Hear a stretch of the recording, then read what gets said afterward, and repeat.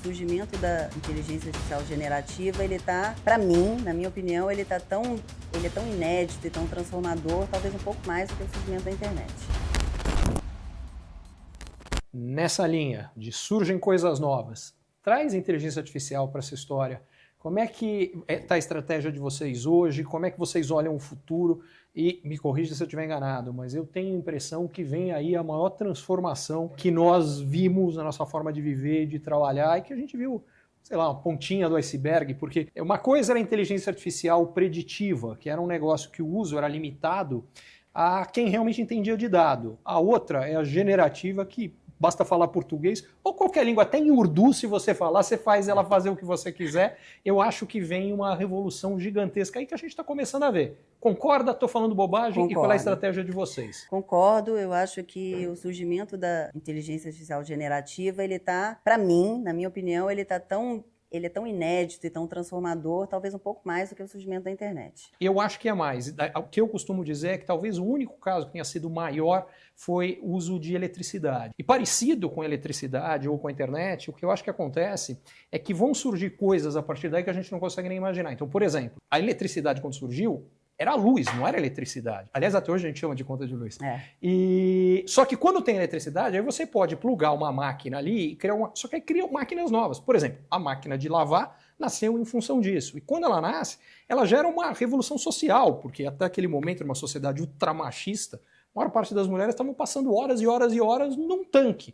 Não tão mais, começam a estudar cada vez mais. Hoje o nível educacional das mulheres é mais alto que os homens, na média. Passam a ter uma presença cada vez maior no mercado de trabalho, uma presença cada vez maior nas posições de liderança. Será que se não existisse eletricidade, esses movimentos teriam acontecido da mesma forma, com a mesma... Eu não sei. E eu acho que a inteligência artificial vai causar coisas parecidas. Concordo. Faz sentido ou estou viajando? Total sentido, faz total sentido. A nossa jornada começou, desde o startup a gente trabalha com bastante tecnologia, com bastante inteligência artificial. Ainda durante a pandemia, quando a gente fez esse movimento da nuvem, naquele momento também a gente começou, e a gente falou um pouco de dá para a gente trabalhar melhor, a gente começou a transformar o nosso atendimento. Foi quando a gente criou a nossa assistente cognitiva, que a gente chamava na época, né, que é a Ura Cognitiva, que é a Thaís. É a Thaís. Isso. Que está aí até hoje. Está aí até hoje, a Thaís está aí crescendo, a nossa assistente ficando cada vez mais esperta. A gente criou a Thaís, e naquele momento que a gente criou a Thaís, a gente saiu de um contexto onde, não sei se você lembra, né, as pessoas falavam, bom, eu vou ligar e vou falar com um robô, era uma voz metalizada que eu não entendia o que eu estava querendo.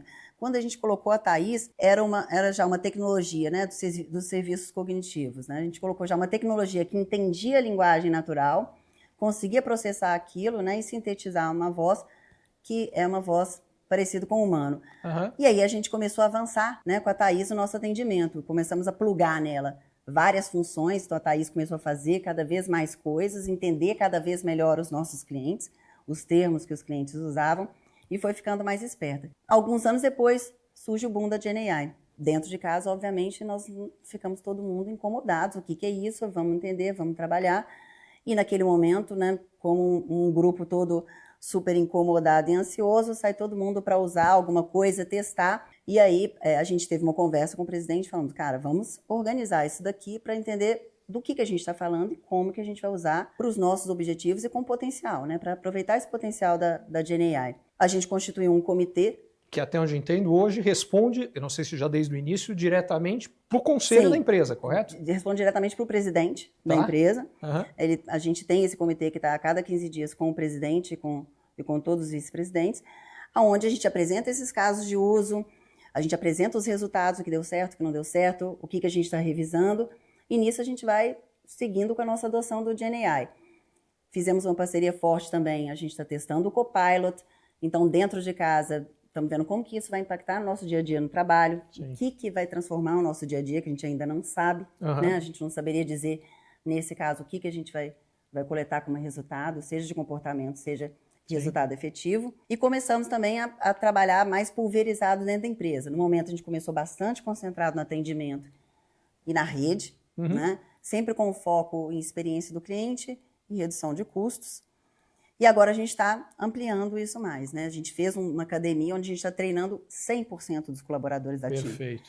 E o objetivo aqui é um objetivo de um letramento mesmo pensando nas pessoas. Independente do seu trabalho, independente do que você vai fazer com aquilo ali no seu dia a dia, a gente precisa entender do que a gente está falando, porque essa tecnologia vai transformar.